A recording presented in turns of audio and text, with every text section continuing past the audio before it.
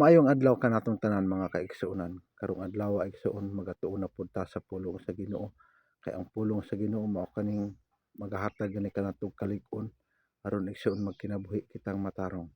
Karong adlaw igsuon tun-an nato ang kinabuhi sa usa ka amahan nga aduna siyay duha ka anak.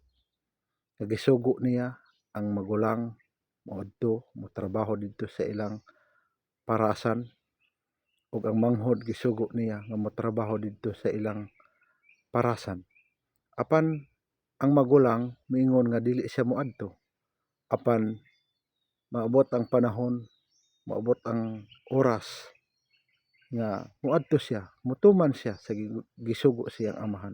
Apan ang manghod igsuon gisugo siyang amahan nga moadto didto sa ilang parasan apan miingon ang manghod nga moadto siya apan moabot ang panahon dili siya moadto.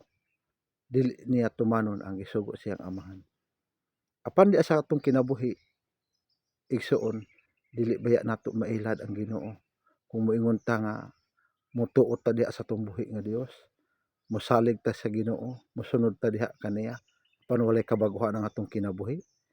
Igsuon dili nato mabutang ang atong pagtuo diha sa tinumo-tumo lamang nga pagtuo kung dili tinud-anay nga pagtuo, tinud-anay nga pagsunod diha sa atong buhi nga Dios. Dili pwede igsuon nga ilaron lang nato ang atong isig kaingon, ang atong higala, ang atong kabanay, atong parente, atong pamilya nga nangalagad ka pero wala gyapon ka usaban. Dili na mao. Dili na igsuon ikalipay sa atong buhi nga Dios. Kailangan tumanon gyud nato ang atong mga saad. Tumanon nato nga ang Ginoo magapamuhat diha sa atong kinabuhi, magatudlo nga ni kanato aron magkinabuhi kitang matarong niining kalibutan. Nagaingon ang pulong sa Ginoo igsuon diha sa Book of Matthew chapter 21 verse 28 down to 32 nagaingon. Karon unsa may inyong hunahuna dihay tawo nga may duha ka anak nga lalaki miadto siya sa magulang og iyang giingnan dong trabaho karong adlaw didto sa parasan. Mitubag siya, dili ko motrabaho apan nausab ang iyang hunahuna ug miadto siya sa parasan. Unya ang amahan miadto sa manghod ug mao gihapon ang iyang giingon kaniya. Oo, moadto ako, mitubag siya apan wala siya moadto.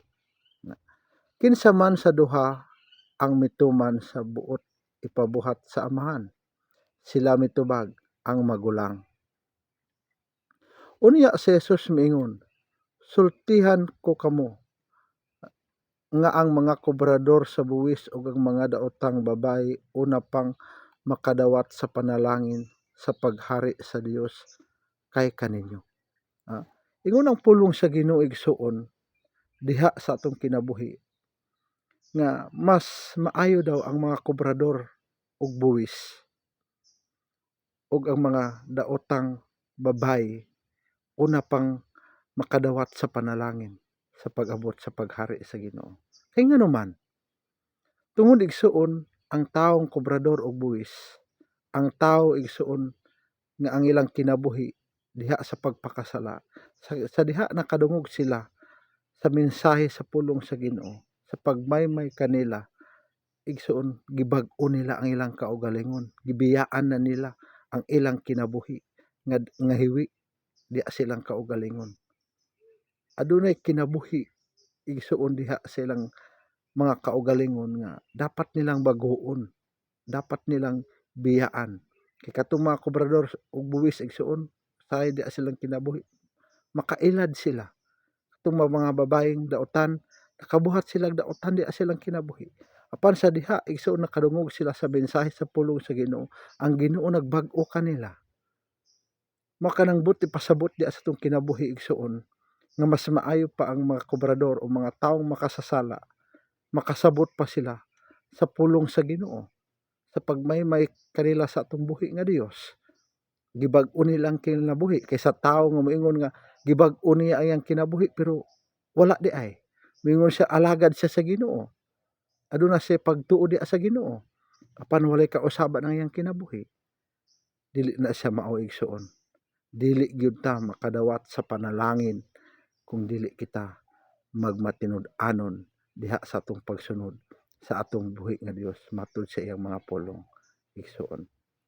Ingon siya sa 32, ingon siya, kay mianhi kaninyo si Jan nga magbubunyag aron pagtudlo sa matarong nga pagkinabuhi apan wala kamo motuo kaniya. Na ingon si Ginoong Hesus, miadto dinhi si Jan nga moingon kaninyo magkinabuhi kamong matarong. Magkinabuhi kamo nga adunay kahadlok diha sa Ginoo. Hinulsoli ang inyong mga sala.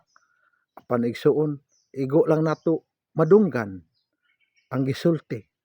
Maigo na lang nato igsuon nga madungog ang gisulti sa Ginoo pinaagi siyang mga pulong apan wala nato buhata dili kana mao, dili kana maayo. Apan kining pulong sa Ginoo nagauhag gani kanato, nagadasig gani kanato nga kailangan ang atong pagtuo tumanon gyud nato, sundon gyud nato ug ato kining kinabuhi diha sa tumatag sa mga kaugalingon nga ang Ginoo naghatag gani kanato kagawasan pinaagi siyang mga pulong. Ingon siya, ang mga kobrador sa buwis ug ang mga daotang babayi hinuon ang maoy mituo kaniya apan kamo bisag nakakita na kamo niini wala gihapon maghinulsol o motuo kaniya. No? Ingon ang pulong sa Ginoo igsuon, bisan makadungog na ta sa pulong sa Ginoo apan wala gihapon kita naghinulsol. Nakadungog na ta sa mensahe sa Ginoo apan wala gihapon ta mituo. Mao kanang dakong tubag di sa atong kinabuhi. Mas maayo pa tong tawo igsuon nga diha sa iyang kinabuhi nga makasasala siya apan sa diha miabot ang pagkamaayo sa Ginoo, gibag-o sa Ginoo, nausab ang tanan, gibiyaan na niya ang tanan.